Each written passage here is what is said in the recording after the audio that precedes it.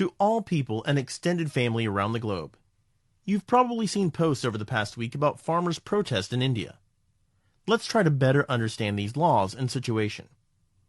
India is still a developing country with 60 to 70% population who survive on farming, and majority of the farmers are poor. In September, amidst the pandemic, Indian government passed 3 laws deregulating the agriculture sector in India. They did this without consulting any farmers' organizations. Here's a brief rundown in simple language of what these laws mean for farmers. Law number 1 eliminates all government subsidies for farmers and the minimum support price, or MSP, which the government guaranteed to farmers for at least a few grain crops, rice, wheat, corn, etc., which ranged from 10 to 15 US dollars for 100 kilos, 220 pounds of grain produced. So $150 for a ton. This law also eliminates within a year or two the government-run infrastructure or procurement houses where a farmer could take his harvest and sell it to the government at the MSP. Mind you, no farmer ever got the MSP, thanks to rampant corruption and middlemen. So in its place, the government is letting private corporations and large companies take its place, where the farmers will have to do contract farming with the corporate and private sector. Whatever the company wants, the farmer grows as per contract and set upon price. You get the picture. Extreme exploitation of an already poor farmer. More farmers losing whatever they have. Law number 2. If a farmer gets into a dispute with a private company, he cannot go to the courts. No legal recourse for 50 to 60% of India's population in case a big corporation exploits them. As a citizen of India, you can't go to your own Indian courts. Instead, some local government official will resolve and arbitrate the disputes. And who do you think the corrupt government official is going to be in favor of? Law number 3. Any person or entity can hoard or store an unlimited quantity of any essential commodity or food product. 90 to 95% of farmers have no means to build their own cold storage, but large corporations do. You see a problem with that? So those are the laws. Basically, India is throwing the largest and poorest segment of its populace to the wolves.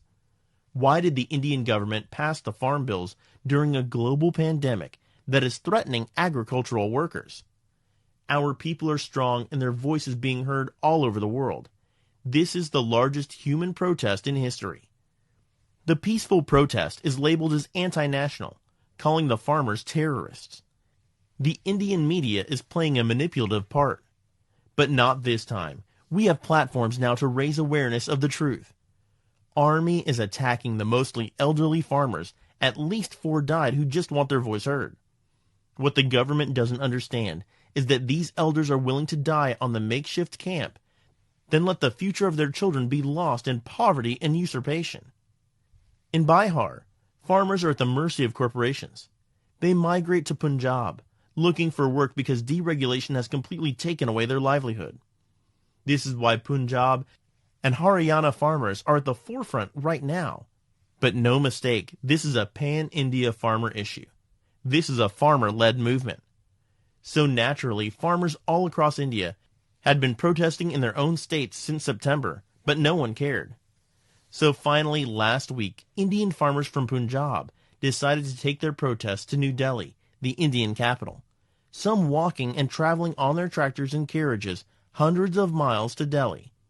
But instead of having a safe journey to their own nation's capital, they were met with numerous police barricades, water cannons, tear gas canisters by the government in order to thwart their march to the capital. But despite all the obstacles and some deaths along the way, they got to Delhi's outskirts, only to find a heavy police and military presence in Delhi. And that is where the situation is gridlocked currently.